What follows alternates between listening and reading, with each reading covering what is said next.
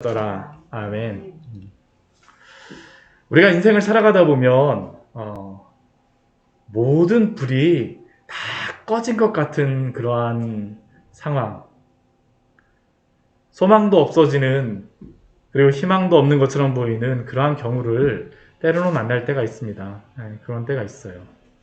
그리고 그러한 때에는 성도라 할지라도 때로는 하나님의 도우심과 은혜조차도 잘 보이지 않고 그 가지고 있던 그 믿음조차도 흔들릴 때도 있습니다.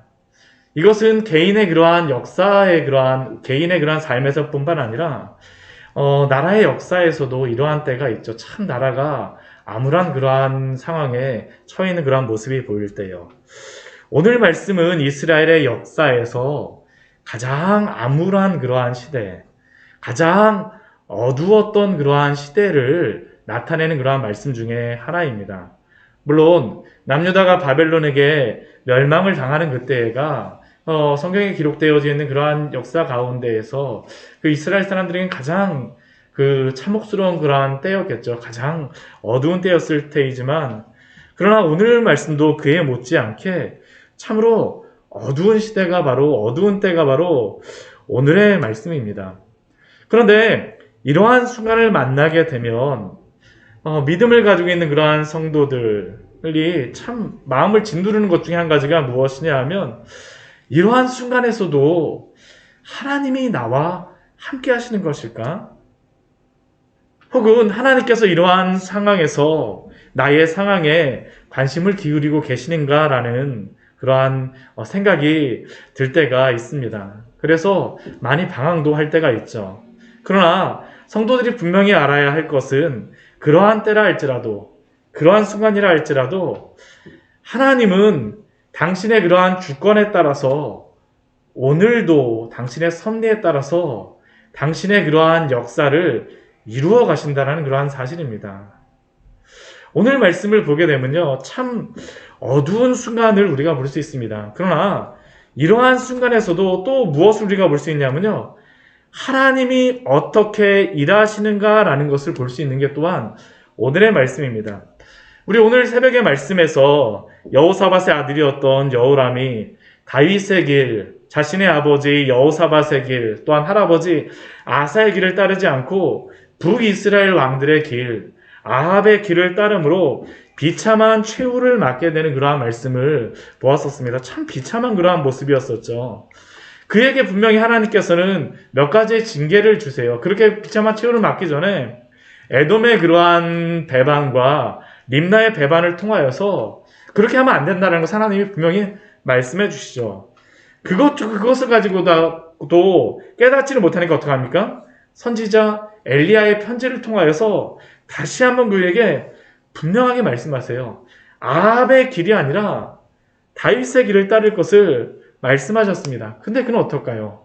끝까지 불순종의 길을 가죠. 끝까지 불순종의 길을 갑니다. 그런데 그렇게 하나님께서 말씀하셨던 그러한 이유는 다른 게 아닙니다.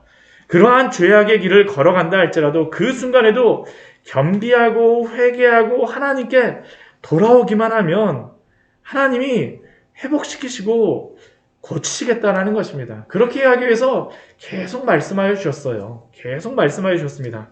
근데 그가 그러한 하나님의 말씀에 순종하지 않자 그에게 비참한 그러한 최후가 하나님의 말씀 그대로 엘리야 선지자를 통해서 말씀하신 그대로 그에게 임하였던 것입니다. 그리고 오늘 말씀은요, 그를 이어서 그의 아들인 아하시야가 왕이 되는 그러한 말씀입니다. 오늘 1절 말씀을 보면 이렇게 말씀하고 있죠. 예루살렘 주민이 여호람의 막내 아들 아하시야에게 왕위를 계승하게 하였으니, 앞에서 우리 21장 17절 말씀에 보게 되면요, 이 아하시야의 이름을 무엇이라고도 말하냐 하면요, 여호 아하스라고도 부르기도 합니다. 불렀어요. 그런데 그 여호아스라고도 부르는 그 이름은 또한 아하시야라고도 불렸습니다. 그런데 이 아하시야가 그의 아버지 여호람은 남유다를 완전히 폭삭 망하게 한 왕이 아니었습니까? 속국으로 섬기던 에돔과 림나가 배반하고 심지어 그의 아버지 그 여호사밧 때에는 은과 양과 소를 바치던 블레셋과 아라비아 사람들이 어떻게 합니까? 쳐들어왔어요. 그렇죠. 그리고 왕국의 모든 재물과 함께 아들들과 아내들을 다 탈취해 갈 정도로 다 나라를 다 망친 왕이었죠. 그리고 그는 결국에는 창자가 빠져나오는 중병으로 죽었는데 그를 아끼는 사람도 없이 정말 쓸쓸하게 죽었다라고 성경에 기록되어 있지 않습니까? 그가 죽었을 때에 사람들이 그래서요, 이스라엘 예루살렘 주민들이 이 여호람의 그러한 장례에는 축하하지 않았지만 이들이 그때 행하고자 했던 것이 있습니다. 그게 무엇이었었냐면요, 아하시야를 왕으로 삼는 것이었습니다. 죽자마자 바로 아하시야를 왕으로 삼습니다. 왜 그럴까요? 너무나도 그의 아버지가 악행을 저질렀으니까 적어도 그의 아들 아하시야는 좀 낫겠지라는 그런 기대가 있었던 것이죠. 그리고 아하시야 외에는 다른 뭐 생각할 필요도 없었습니다. 왜냐하면 그의 모든 형들이 예전에 아라비아 사람들하고 블레셋 사람들에게 잡혀가고요, 다 죽었기 때문에 오직 아하시야만 남았기 때문에 그가 왕이 될 수밖에 없었죠. 그리고 그 2절 말씀을 보게 되면 그가 그 왕이 될 때의 나이가 몇 세라고 나오냐면요, 42세라고 말씀하고 있습니다. 42세라고 말씀하고 있어요. 근데 이게 좀 그 말씀을 읽다 보면, 오늘 새벽 말씀을 읽고요, 오늘 말씀을 읽다 보면 이게 좀 이해가 안 되는 그런 말씀입니다. 왜냐하면 앞에 우리 21장 말씀을 보게 되면, 우리 21장 20절 말씀을 보게 되면 그의 아버지가 몇 살에 왕위에 즉위합니까? 32세에 즉위하고요. 그리고 몇 년 동안 다스렸습니까? 8년 동안 다스렸습니다. 그러면 그의 아버지가 죽었을 때 나이가 몇 살입니까? 40살이에요. 40살. 근데 아들이 바로 이어서 지금 오늘 말씀 보게 되면 바로 이어서 왕위를 계승했는데요, 그때 나이가 몇 살이라고 나옵니까? 42세라고 나옵니다. 그래서 이 말씀을 보면서 어떠한 그 분들은 이게 성경이 오류가 있는 것이 아니냐 뭐 그렇게도 이야기하는데요, 이것 같은 경우는 분명하게 설명이 되는 게 있습니다. 이게 필사자가 잘못한 것이에요. 왜 이것을 알 수 있냐면요, 이것과 동일한 역사를 기록하고 있는 것이 열왕기하 8장 26절에 나와 있습니다. 이렇게 앞에 한번 찾아볼까요? 왕하 8장 26절의 말씀입니다. 8장 26절입니다. 같이 한번 읽어볼까요? 같이 읽겠습니다. 아하시야가 왕이 될 때의 나이가 22세라 예루살렘에서 1년을 통치하니라. 그의 어머니의 이름은 아달랴라. 이스라엘 왕 오므리의 손녀이더라. 그러니까 이 지금 역대하 같은 경우에는요, 이 성경을 필사하는 사람의 오류가 있었던 것이죠. 그러니까 원래 나이는 몇 살이라는 겁니까? 22살에 왕이 되어졌다는 겁니다. 근데 이게 우리가 성경을 보다 보면 때로는 그 성경에서 이게 앞뒤가 잘 안 맞는 것 같은 그러한 것들이 나올 때가 있습니다. 오늘 말씀 같은 경우에는 분명히 이것이 필사자의 오류라는 것을 우리가 알 수 있으니까 다행이지만, 때로는 이게 성경이 좀 약간 앞에하고 뒤에하고 뭔가 이게 잘 안 맞는 것 같은데, 근데 그러한 때 우리가 가져야 될 그러한 그 믿음이 무엇일까요? 하나님께서 비록 지금은 우리의 그러한 역사가 오래 지나면서 뭐 어떻게 이러한 것들이 잘못되어졌는지는 잘 모르지만, 그러한 하나님의 말씀을 대할 때에는 성경에는 오류가 있다라는 관점이 아니라 하나님의 말씀은 오류가 없고, 또한 그를 우리가 지금 이해하지 못한다 할지라도 하나님께서 언젠가는 그러한 오류들을 해결해 주실 것이다라는 것을 믿는 믿음이 필요한 것입니다. 이게 왜 필요하냐 하면요, 만약 이러한 믿음이 없다면 우리가 성경을 믿을 수가 없게 되는 겁니다. 하나님의 말씀을 우리가 믿음으로 수납하는 그러한 신앙이 있어야 되겠죠. 그런데 그가 이렇게 22살에 왕이 되고 나서요, 오랜 시간 동안 그러한 왕이 앉아있는 것이 아니라 딱 얼마를 다스렸다라고 나오고 있습니까? 1년을 다스리고 있습니다. 1년밖에 다스리지 못했어요. 그렇게 그가 짧은 시간을 다스릴 수밖에 없었습니다. 예루살렘 백성의 기대 속에 왕이 되었음에도 불구하고 참 안타깝지 않습니까? 그렇죠? 1년 동안 왜 그가 1년 동안밖에 다스릴 수밖에 없었느냐? 오늘 말씀을 보게 되면 그 이유를 우리에게 설명을 하죠. 그의 어머니가 누구입니까? 아달랴요 오므리의 손녀라 라고 말하고 있습니다. 이 오므리의 손녀라고 하지만 오므리의 손녀는 또 누구의 딸이냐면요, 아합의 딸인 것입니다. 그러니까 여호람의 아내의 이름이 바로 아달랴라는 그러한 뜻이죠. 아달랴라는 뜻입니다. 이 아달랴라는 그러한 뜻은 어떤 의미가 있냐면요, 여호와가 괴롭게 하는 자라는 그러한 의미가 있습니다. 이름조차도 하나님을 믿는 신앙에서 떠난 여인이라는 것을 분명히 말씀하고 있죠. 그녀는 오므리의 손녀이자 아합의 딸로, 그녀의 어머니는 또 누구입니까? 이세벨이었었죠. 이세벨은 시돈의 왕 엣바알의 딸로, 이 엣바알이라는 이름조차도 바알과 함께하는, 그러니까 이 집안이 어떤 집안이었었냐 하면요, 진짜 우상숭배에 완전히 찌드는 그러한 집안이죠. 완전히 우상숭배로서 완전히 거기에 몰두해 있는 집안입니다. 그래서 이세벨이요, 북이스라엘로다 시집을 올 때 그냥 온 게 아닙니다. 우상을 가져온 거예요. 바알을 섬기는 그러한 신앙의 그러한 사람들, 그 제사장들과 또 아세라 신앙을 가지고 있는 그러한 사람들을 다 같이 데리고 온 겁니다. 그래갖고 북이스라엘이 어떻게 됐냐면요, 아합 때에 하나님을 믿는 신앙에서 완전히 그냥 떠나버린 게 바로 이 아합 왕 때 있었던 그러한 일이죠. 근데 이 일이 어디에서 또 일어난 겁니까? 남유다에서 일어난 겁니다. 누구를 통하여서요? 이세벨의 딸, 아합의 딸, 아달랴를 통하여서 이러한 일이 벌어진 것이죠. 그러니까 이 아달랴라고 하는 이 여인은 남편을 아합의 집의 길로 가게 하였을 뿐만 아니라 또한 그의 아들조차도, 아하시아조차도 아합의 집의 길로 행하도록 하였던 그러한 여인이라는 것이죠. 아하시아가 그래서 어떻습니까? 그도 아합의 집 길로 행하였다라고 우리 3절 말씀에 보면 기록되고 있죠. 물론 우리 4절 말씀 여기에 보게 되면 그가 그렇게 길로 행하는 것이 어머니가 꾀어 악을 행하였다라고 말씀하고 있지만, 그러나 우리가 알아야 될 것은 무엇입니까? 그의 어머니가 아무리 그를 꾀었다 할지라도 실제로 다 그 길을 간 것은 누구입니까? 아하시아죠.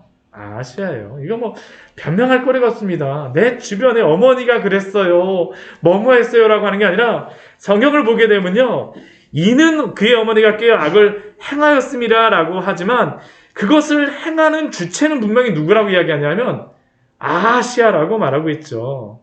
우리 4절 말씀에도 그렇지 않습니까?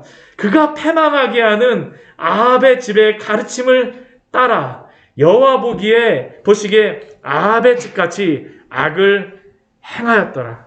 우리가 그러니까 이러한 말씀을 볼 때 보면 상황이 뭐 이래서 뭐 이래갖고 변명하면 안 됩니다. 사실은 그 길을 행하는 사람이 누구입니까? 우리예요. 결국 선택을 누가 하는 것일까요? 우리가 하는 것이죠. 지금 아하시아가 변명을 할 수 없는 게 무엇이냐면 분명히 자유의지가 이 사람에게는 있습니다. 근데 그는 그 의지를 갖고 여러 가지 선택할 수 있는 그 선택 가운데에서 뭐 어떤 것을 선택한 겁니까? 아합의 집의 가르침을 쫓은 것이죠. 그러니까 우리가 하나님이 우리에게 주신 그 길 가운데 어떤 것을 쫓을 것이냐, 어떤 길에 설 것이냐, 우리 스스로를 잘 지켜야 되면 우리가 이러한 말씀을 볼 때마다 우리가 깨달아야 되는 것입니다. 그런데 이렇게 그가 그 아합의 집 길로 갔을 때에요, 그것뿐만 한 게 아니라 오늘 말씀을 보게 되면요, 그의 할아버지와 아버지가 행하였던 그대로 그 길을 답습하는 것을 볼 수가 있습니다. 이게 5절 말씀을 한번 보십시오. 앞에서는 아버지가 그 부인 때문에 그 아합의 길을 갔다 그러면, 지금 여기 5절 말씀에서 뭐냐면요, 아합의 집의 가르침을 따라서 그가 어디에 가냐면요, 전쟁에 참여합니다. 전쟁에 참여해요. 어디 전쟁에 참여합니까? 지금 아람하고 싸우는 그 전쟁에 동일하게 참여합니다. 그 전쟁터가 어딘지 아세요? 길르앗 라못입니다. 길르앗 라못에서 아람과 싸웠던 사람이 누구입니까? 아하시아의 할아버지 여호사밧이 바로 이곳에서 전쟁하지 않았습니까? 그는 지금 동일한 그러한 일들이 역사 속에서 벌어지고 그러한 일을 통하여서 분명히 하나님의 심판이 있었던 것을 알매도 불구하고 그것이 분명히 있었음에도 불구하고 모르는 것이 아니거든요. 그는 어떠한 교훈도 얻지 못하고 동일하게 그 길을 가는 것입니다. 동일하게 가고 있죠. 그의 어머니의 가르침을 따라서. 지금 그런데 그와 함께하고 있는 그 왕이 누구입니까? 이스라엘 왕의 그 이름이 누구이냐면 아합의 아들 요람입니다. 예전 그 여호사밧 같은 경우는 사돈과 같이 이렇게 전쟁을 나갔다면요. 지금 요람은 누구냐면요. 삼촌입니다. 아하시아의 삼촌이에요. 그러니까 삼촌이 우리 길란 라못에 전쟁하러 가자니까 같이 전쟁하러 간 것입니다. 근데 우리가 이 말씀을 보면서 이거 조금 오늘 말씀에서 이게 좀 앞에 그 열왕기하고 말씀을 좀 맞춰볼 필요가 있는 게요. 이게 열왕기하 말씀을 읽고 이 역대하 말씀을 읽다 보면요. 분명히 헷갈리실 수밖에 없는 그게 있습니다. 그게 뭐냐면 왕의 이름이 헷갈려요. 왕의 이름이 헷갈립니다. 여기 보게 되면 이스라엘 왕 아합의 아들 그 요람이라고 되어 있는데요. 이 요람의 이름이 또 무엇으로도 나오냐면요. 여호람으로도 나옵니다. 여호람은 누구의 이름이었죠? 아하시아의 아버지의 이름이에요. 아버지의 이름입니다. 우리 그 왕하 우리 열왕기하 우리 말씀 우리 좀 한번 같이 또 볼게요. 열왕기하 우리 3장의 말씀입니다. 열왕기하 3장 우리 1절 말씀에 보면 이렇게 말씀하고 있죠. 열왕기하 3장 1절 말씀입니다. 네. 같이 한번 읽어보겠습니다. 유다의 여호사밧 왕 18째 해에 아합의 아들 여호람이 사마리아에서 이스라엘을 12해 동안 다스리니라. 네. 그러니까 지금 그의 삼촌의 이름이 누구하고 똑같은 겁니까? 아버지 이름하고 똑같아요. 그 아하시아의. 그냥 동일하죠. 근데 이 이름이 그냥 여호람으로만 나오는 게 아니라 오늘은 뭐라고 나와 있습니까?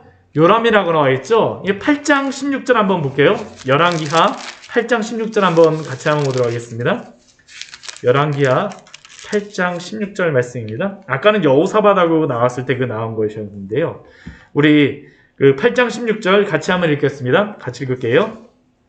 이스라엘 왕 아합의 아들 요람 제5년에 여호사밧이 유다의 왕이었을 때에 유다의 왕 여호사밧의 아들 여호람이 왕이 되니라 라고 나오죠. 우리 열왕기하 8장 16절 말씀해 보게 되면 아합의 아들 이름이 원래 무엇이었습니까? 앞에서는요. 여호람이었었죠. 그렇죠. 근데 여기에 같은 이름이 되니까요. 8장 16절에 보게 되면 여호람을 무엇으로 바꿉니까? 북이스라엘 왕의 이름을 요람으로 다 바꾸죠. 네, 헷갈리지 않게 지금 이렇게 이름이 바뀌어져서 나오는 겁니다. 그러니까 이게 성경을 읽다가 북이스라엘의 여호람인지 남유다의 여호람인지를 알아야 되고요. 근데 이게 더 헷갈리는 게 하나가 더 있어요. 무엇이냐 하면 이 아하시아라고 하는 이름도 2번이 나와요.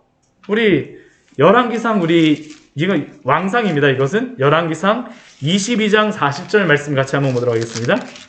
열왕기상 22장 40절의 말씀입니다. 22장 40절의 말씀이에요. 네.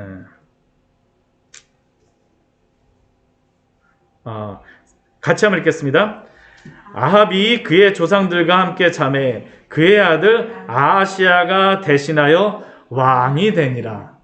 지금 아하시아가 또 나오고 있어요. 근데 지금 이 사람은 누구입니까? 아합의 아들입니다. 그러니까 지금 이게 어떻게 되는 거냐면 제가 정리를 한번 해드릴게요. 북이스라엘의 아합이 있고요. 그 다음에 왕이 됐던 사람이 누구냐면 아하시아입니다.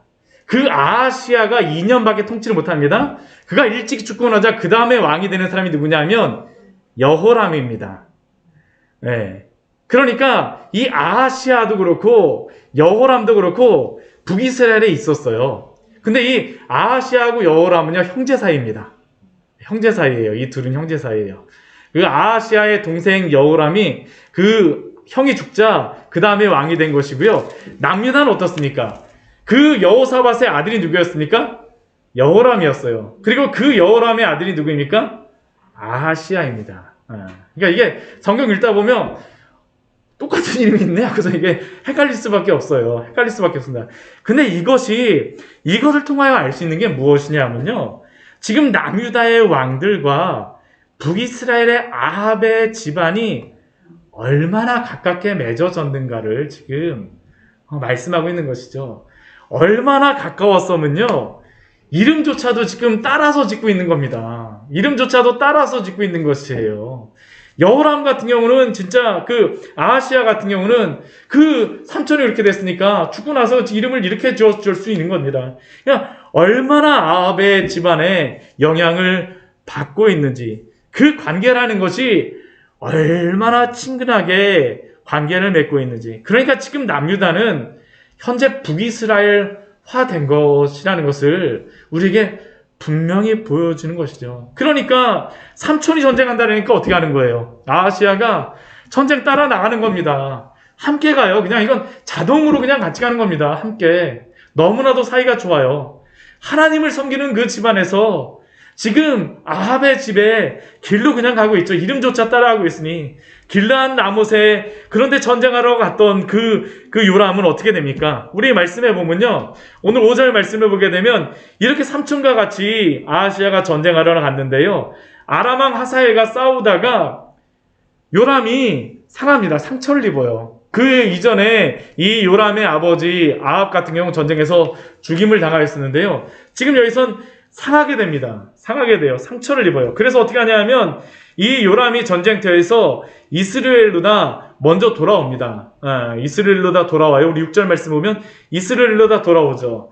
그리고 이스라엘로 요람이 돌아오자 나중에 어떻게 하냐면 아하시아가 여호람에게 가서 이것을 문병을 가죠.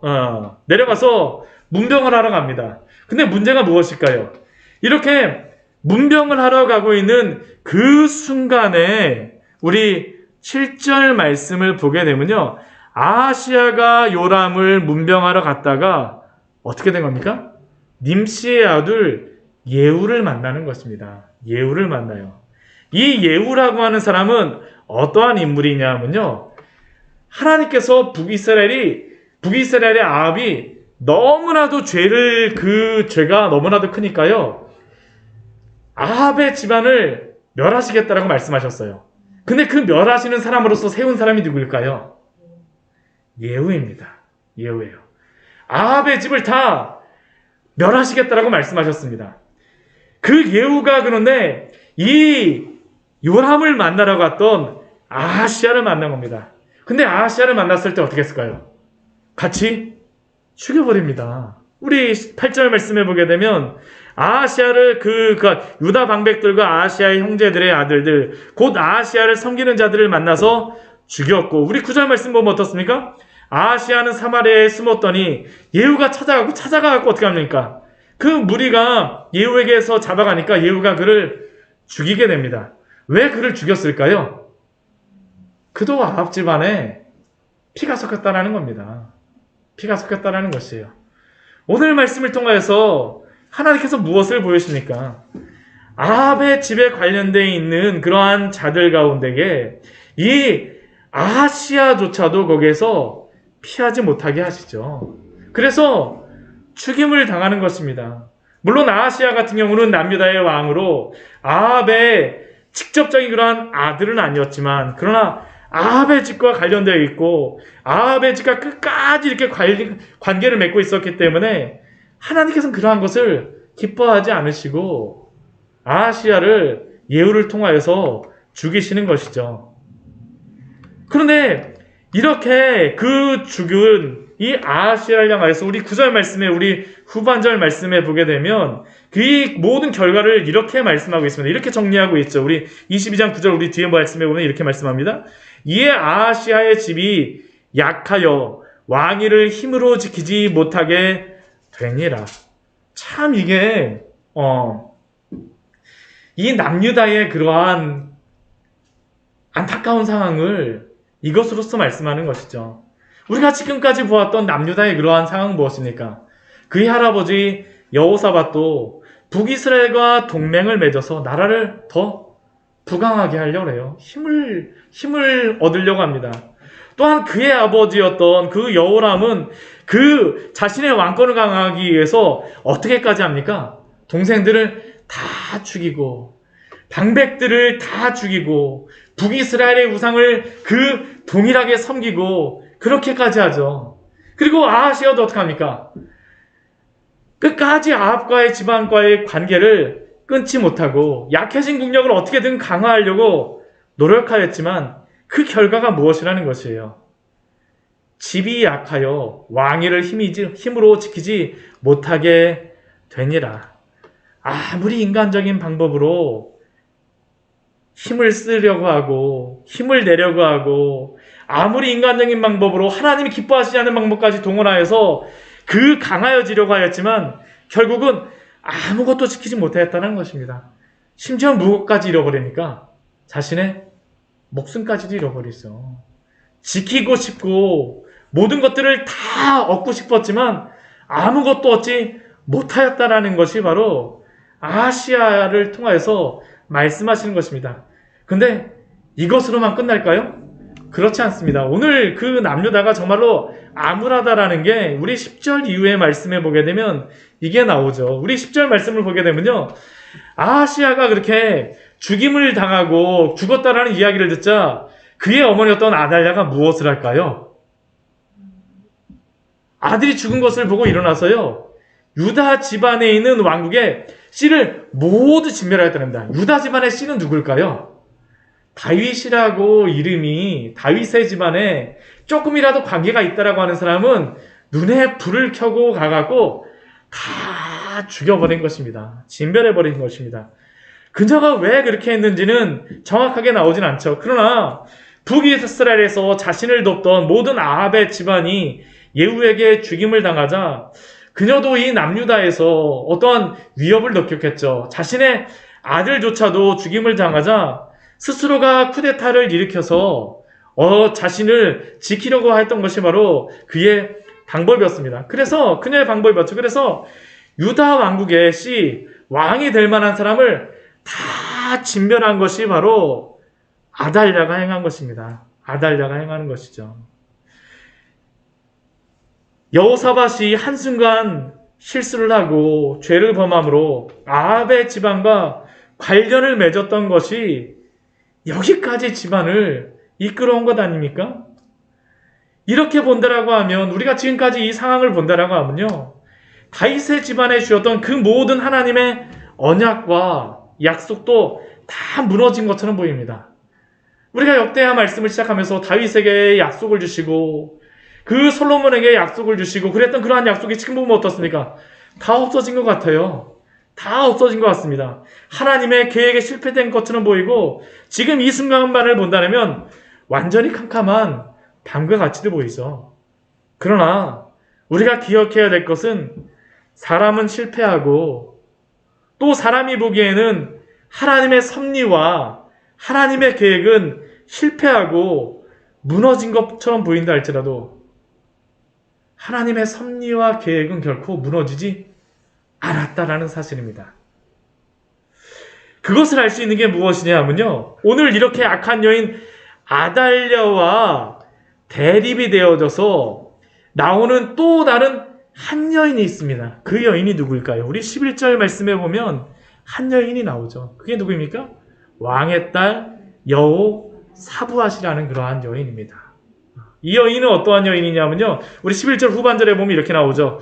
여호람 왕의 딸이요 아하시아의 누이요 제사장 여호야다의 아내이더라. 지금 이 여호사밧은 그 아달랴의 딸인지 아닌지는 뭐 정확히 나오진 않습니다. 근데 만약 딸이었다면 이런 일을 행하기는 쉽지 않았겠죠. 그렇죠?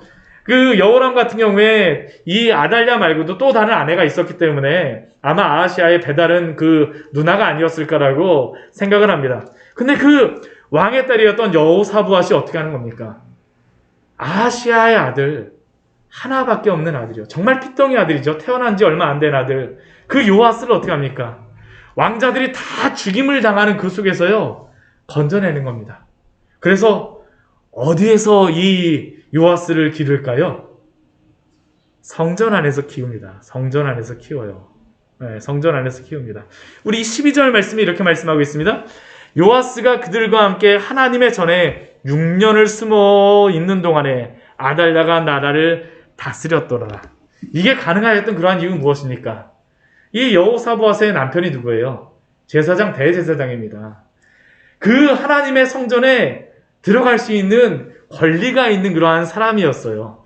근데 이 아달랴가 그 남유다에서 모든 것은 다 들어갈 수 있지만 유일하게 한 곳 못 들어가는 곳이 있습니다. 어디였을까요? 성전은 못 들어가요. 그러니까 요아스를 바로 여기에 숨기는 것이죠. 하나님의 섭리가 바로 여기에 들어가는 것입니다. 그의 남편이 제사장일 수가 어떻게 있습니까? 이 여호사밧이라는 이 여인이 그러한 아합의 그러한 집안을 따라가는 아버지가 있음에도 불구하고 또 하나는 이러한 어머니의 영향을 받았음에도 불구하고 어떻게 이러한 믿음을 가질 수가 있겠습니까? 하나님이 하시는 것이죠. 하나님이 하신다는 것입니다. 그녀는 이 위기의 순간에 하나님의 뜻에 따라서 하나님이 준비하신 그러한 여인이었음을 우리에게 보여주고 있습니다. 오늘 말씀은요, 이게 단순히 이것만을 말하는 것이 아닙니다. 오늘 말씀 우리가 잘 보게 되면요, 아까 제가 그 말씀을 시작하면서 말씀드린 것 같이 남유다의 역사에서는 가장 어두운 순간입니다. 왜 어두운 순간인지 아시겠죠? 지금 다윗의 그러한 집안이 완전히 거의 없어지는 상황입니다. 지금 피덩이 이제 하나 남았어요. 제가 하나님의 뜻이라고 하나님께서 이렇게 해주셨다고 하지만 그 조그만 갓난쟁이가 있다 그래갖고 이 아이가 무엇을 할 수 있을까? 사실 생각해보게 되면 정말로 아무것도 희망이 없는 것 같이 보여집니다. 아무것도 희망이 없는 것처럼 보여져요. 그런데 오늘 말씀을 보게 되면 이것이 그냥 일어난 일이 아님을 우리는 알아야 됩니다. 오늘 하나님의 주권 가운데에 이러한 일이 왜 일어났을까요? 왜 아하시아가 이렇게 허무하게 예후에게 죽임을 당하였을까요?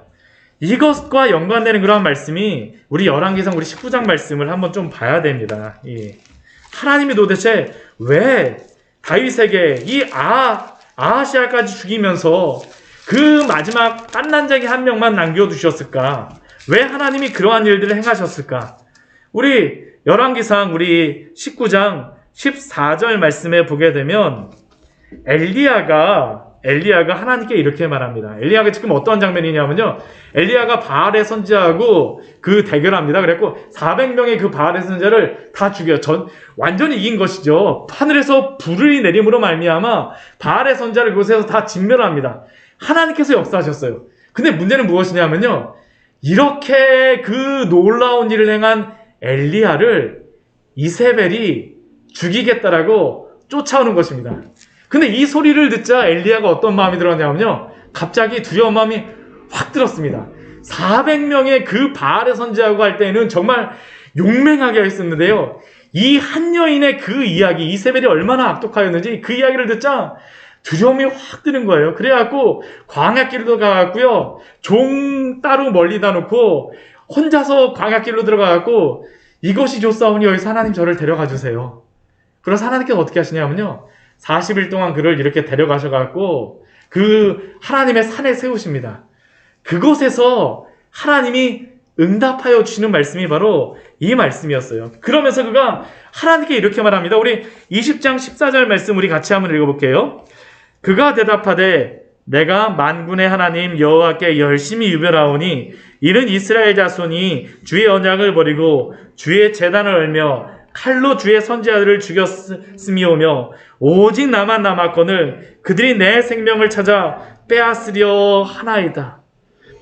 지금 엘리야, 그 뛰어난 그 엘리야 선지자가 보기에도요, 나밖에 없습니다. 나밖에 없어요. 하나님 정말 나만 남았고요, 정말 저는 여호와께 열심히 있어서 유별하여서 하나님의 언약을 지키고 있는데 저만 남았습니다. 지금 그 이사벨이라고 하는 그 여인이 저를 따라하고 있는데요, 지금 엘리야가 보기에 그 주변의 상황은 어떻게 보일까요?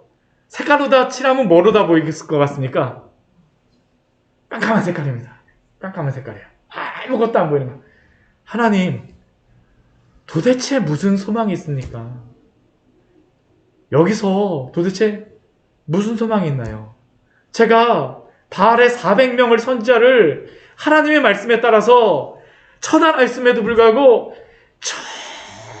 전혀 변한 것이 없어요. 아무것도 보이지 않아요. 이제는 내 생명조차도 빼앗길 것 같습니다. 아무것도 없다라고 생각했죠. 근데 그때 하나님께서 주시는 말씀이 무엇입니까?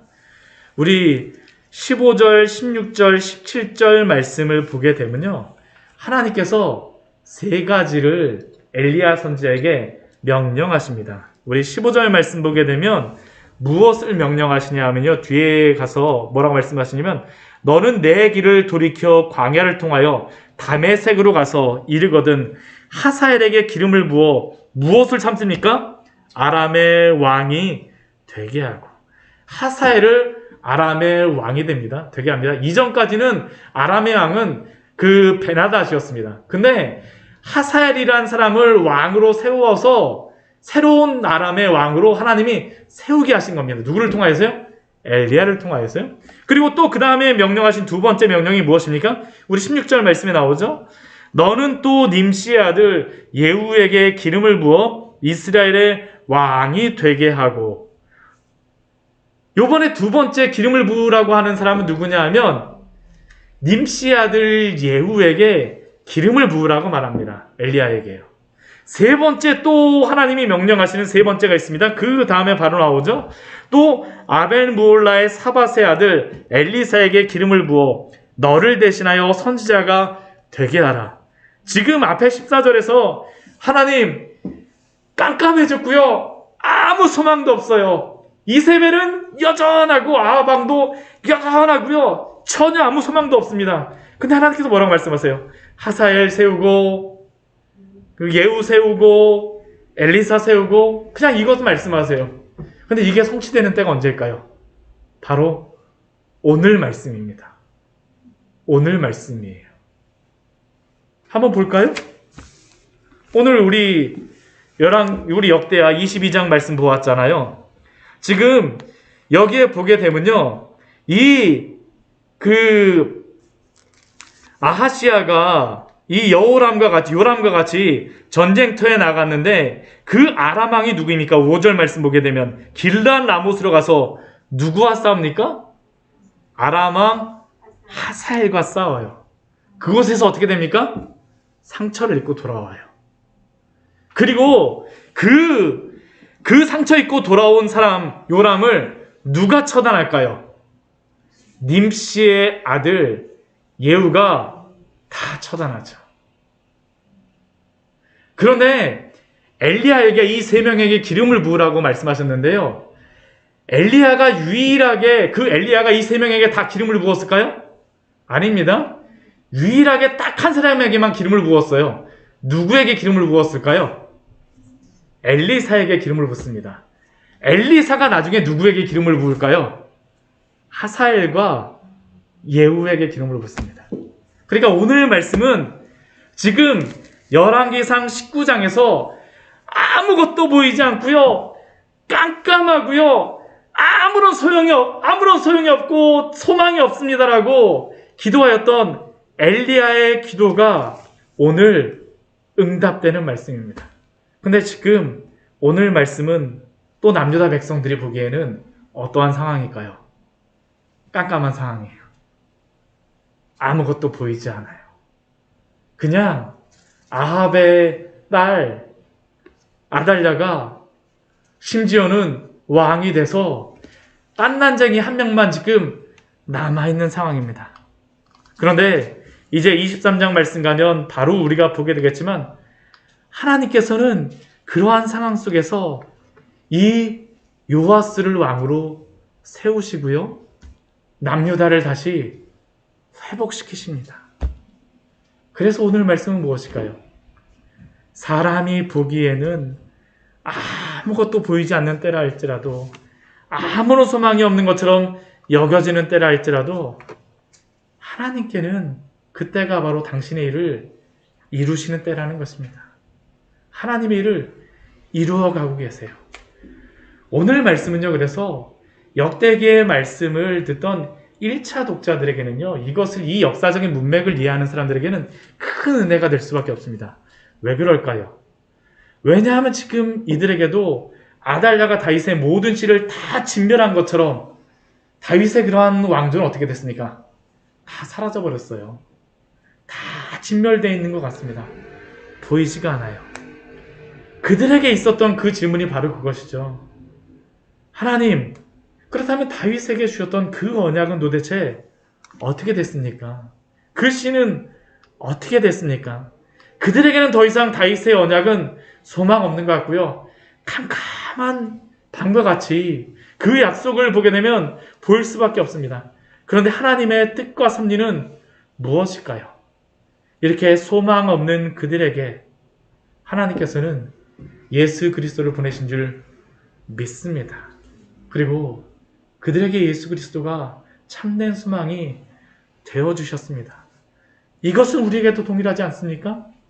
때로 우리에게 여러 가지 소망이 사라지고 살 소망조차도 끊어졌다라고 생각할 때 우리가 기억해야 될 것이 무엇이겠습니까?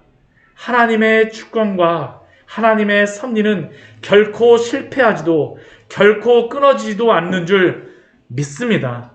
이것을 기억하십시오.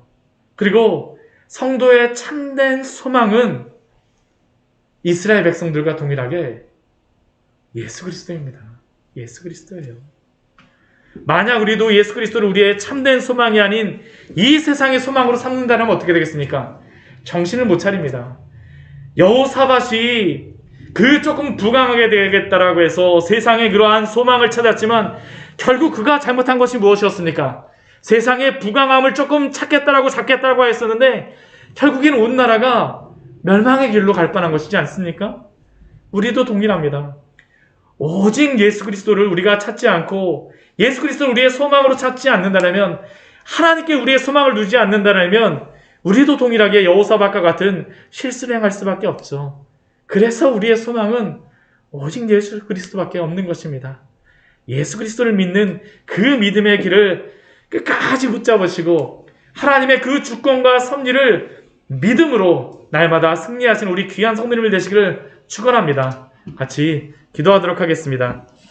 오늘 우리 말씀 우리 같이 기억하시면서 우리 기도하였으면 좋겠습니다. 오늘 말씀은요, 참 어두운 순간이긴 하지만 하나님이 어떻게 이 역사를 운행하시고 주관하시는구나라는 것을 분명하게 보여주는 그러한 말씀입니다. 그냥 단순히 이 말씀만 보게 되면 그냥 이래갖고 참 어렵구나. 그렇지만 하나님의 역사를 어떻게 주관하시는지 우리한테 보여주잖아요. 하나님의 역사를 주관하십니다. 이건 개인에게도 동일합니다. 나라에게도 동일하고요. 하나님이 지금도 살아계셔서 역사하시는 하나님의 주권 가운데, 섭리 가운데 오늘도 우리의 삶을 이끌어 주지 않습니까? 이 하나님께 기도를 하기를 원합니다. 하나님, 정말 우리의 눈을 당신께 고정하게 하여 주시고 우리의 참된 소망이 당신께만 있음을 알게 하여 주시고 우리 주 예수 그리스도 안에서 믿음으로 살아가는 귀한 성도 될 수 있도록 주여 우리에게 믿음을 더하여 주시고 함께 하여 주시옵소서. 주님 앞에 잠시 같이 기도하도록 하겠습니다.